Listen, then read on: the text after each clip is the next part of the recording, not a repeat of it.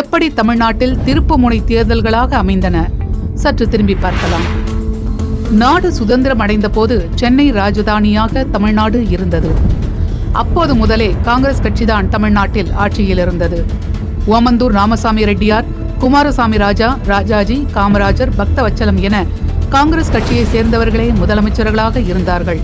ஹிந்தி எதிர்ப்பு, தமிழ் முழக்கம், சுயமரியாதை, சமூக நீதி என்ற அடித்தளங்களில் 1967 நடைபெற்ற தேர்தலில் பேரறிஞர் அண்ணா தலைமையிலான திமுக வெற்றி பெற்றது. திமுக 137 தொகுதிகளில் வென்றது. இத்தனை ஆண்டுகள் ஆட்சியில் இருந்த காங்கிரஸ் கட்சியால் 51 இடங்களை மட்டுமே அப்போது பிடிக்க முடிந்தது. அதன் பிறகு காங்கிரசால் மீண்டும் தமிழ்நாட்டில் ஆட்சிக்கு வரவே முடியவில்லை. திராவிட கட்சிகளே மாறி மாறி ஆட்சியை பிடிக்கின்றன. அதே போலத்தான் 1977 சட்டமன்ற தேர்தலும் ஒரு திருப்பு முனையை ஏற்படுத்தியது. திமுகவிலிருந்து பிரிந்த எம்ஜிஆர் அதிமுக என்ற தனி கட்சியை தொடங்கிய பின் அந்த தேர்தல் நடைபெற்றது.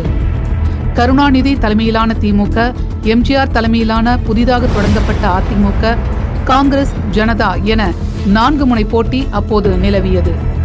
அந்த தேர்தலில் அதிமுக 130 இடங்களிலும், திமுக 48 இடங்களிலும், காங்கிரஸ் 27 இடங்களிலும், ஜனதா 10 இடங்களிலும் வென்றன. இது முக்கிய திருப்பமாக பார்க்கப்பட்ட தேர்தல். இதனால்தான் இந்த இரு தேர்தல்களைப் போல திருப்பம் தரும் தேர்தலாக 2026 தேர்தல் இருக்கும் என்று நம்புகிறார் விஜய்.